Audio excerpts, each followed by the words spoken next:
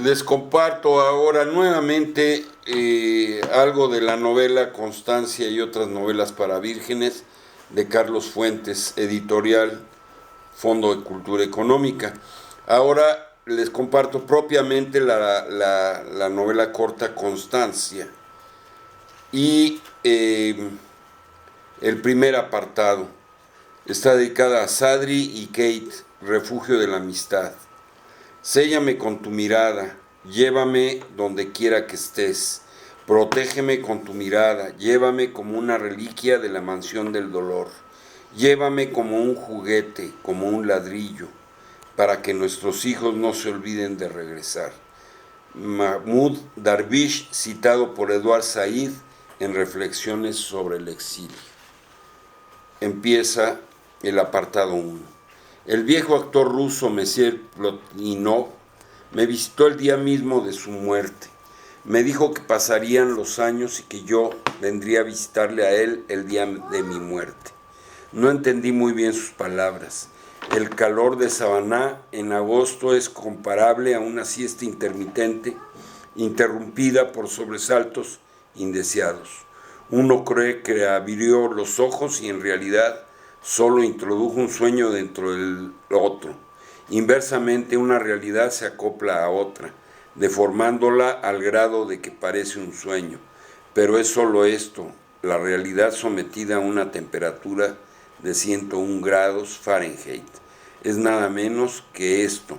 Sin embargo, mis sueños pesados en las tardes de verano se parecen como gemelos a las ciudades de Savannah, que es una ciudad dentro de otra, dentro de puntos suspensivos.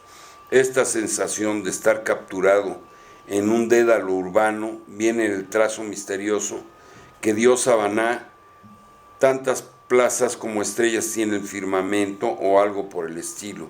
Cuadriculada como un tablero de ajedrez, mi ciudad sureña rompe su monotonía con una plaza tras otras. Plazas rectangulares de las que salen 4, 6, 8 calles que conducen a 3, 4, 5 plazas, de las cuales en suma se irradian 12, 14 calles que a su vez conducen a un número infinito de plazas. El misterio de Savannah, de este modo, es su transparente sencillez geométrica. Su laberinto es la línea recta. De esta claridad nace, sin embargo, la sensación más agobiante de pérdida. El orden es la antesala del horror, y cuando mi esposa, española, revisa un viejo álbum de Goya y se detiene en el más célebre grabado de los caprichos, yo no sé si debo perturbar su fascinación comentando: la razón que nunca duerme produce monstruos. La realidad inmediata es solo esto, el recurso único, el mío, de sentarme en el porche de mi casa en una mecedora con un abanico redondo, tratando de mirar hasta el río verde, lento, fraudulento, y no logrando divisarlo, contentándome con una justificación. Estoy al aire libre y por lo tanto debo sentir fresco. Mi mujer, más sabia que yo, entiende que las viejas casas del sur fueron hechas para combatir esta temperatura y prefiere cerrar los batientes, desnudarse y pasar las horas de la tarde entre sábanas frescas y bajo un ventilador silencioso. Es algo que acostumbraba desde niña cuando vivía en Sevilla.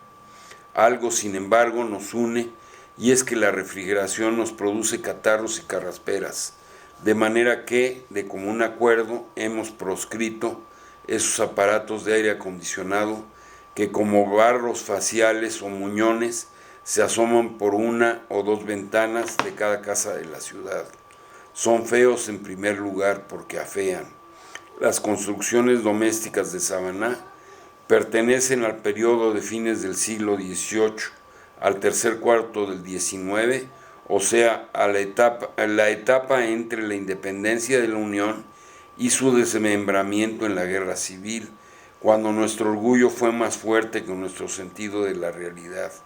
Los nobles edificios de nuestra ciudad son el símbolo de dos comercios, uno famoso y el otro infame. algodón y esclavos, negros importados, blancas fibras exportadas. Imagino, viejo sureño, la ironía cromática de este trueque. Mandábamos mensajes frescos y etéreos como nubes al mundo, y a cambio recibíamos carne quemada por las brasas del infierno.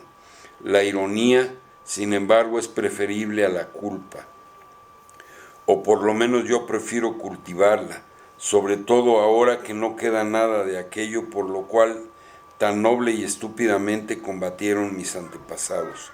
Sobreviven algunas estatuas, es cierto, pero frente al río se levanta un Hyatt Regency y a las espaldas de mi casa en Drayton Street un De Soto Hilton. Me confirma que los carpetbaggers del norte, los mercenarios que se aprovecharon de nuestra derrota para anexarnos a su comercio, a sus valores, a su vulgaridad, siguen imperando. Nadie escapa a estos imperativos mercantiles, ni yo mismo que tanta conciencia cultivo de mi región y su historia. Viajo todas las semanas a Atlanta para atender a mi clientela médica y desde el avión veo que no queda nada de la capital de Georgia, incendiada por Sherman en 1864.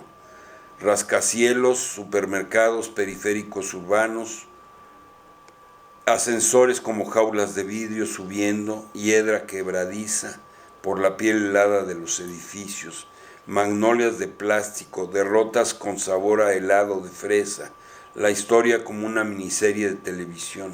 En Atlanta paso los martes, miércoles y jueves, y el viernes regreso a disfrutar el fin de semana en mi hogar.